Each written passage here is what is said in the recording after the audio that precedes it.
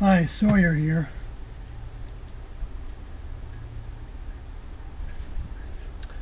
I've translated most of the four horsemen prophecy on the apocalypse in Revelation chapter 6, which you can find on my info videos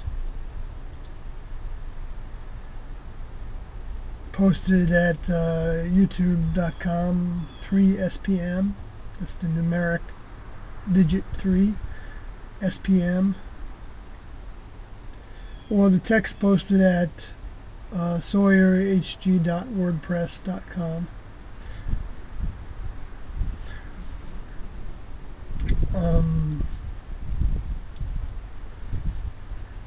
So let's get right to it. Revelation chapter 6, verse 1. The Lamb, now that's the soul called Jesus, opened one of the seals, and I heard the noise of thunder, and one of the four beasts says, "Come and see."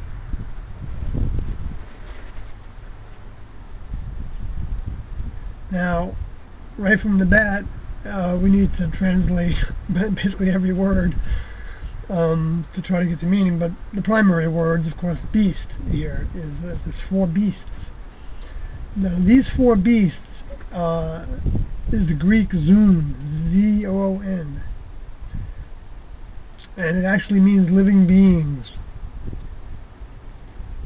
And they were first identified in Revelation chapter 4 and 5 as working for the kingdom of God, 24/7 actually. So they're living beings, but they don't appear to be humans, because if they're working for the kingdom of God 24/7, they can't be sleeping during that time. Of course, if you're restoring yourself and that's considered part of your job, basically, then they could be sleeping. So as with anything, when we try to be absolute about anything, we find, if we're open to it, that there's further interpretation and further considerations. Now, in Revelation, when beast isn't used as these four, it's the Greek therion, T-H-E-R-I-O-N, which is defined in Strong's Concordance as dangerous, venomous, bestial acting humans.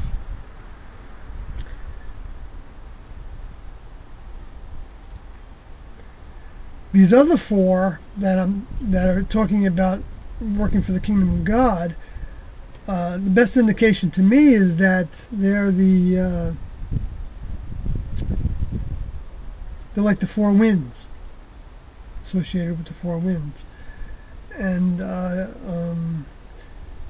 Tiendo had those included in the movie that they instigated, that some students began in the 80s. And that movie had basically a Earth lab that Alodi, the son of the political figure in Connecticut, judge, I guess. Anyway, he did a lot of airbrush work, and so he painted what was an Earth lab, which was like supposed to be inside of Pluto, for instance. Pluto was a spacecraft, and basically it opened up with this big, huge door to allow motherships to come in and out, and smaller ships to come in and out. But inside of it, there were rooms that had models of planets, for instance, Earth, and basically it depicted four like UFOs, so to speak, actually spacecrafts that looked like spacecrafts. They weren't just clouds. The clouds were cloaking devices for spacecrafts. But anyway, they were on the four corners. So that's why I think that they're working for God full time, and they're living beings, but they have a special nature to them. They may be actually serving as watchers.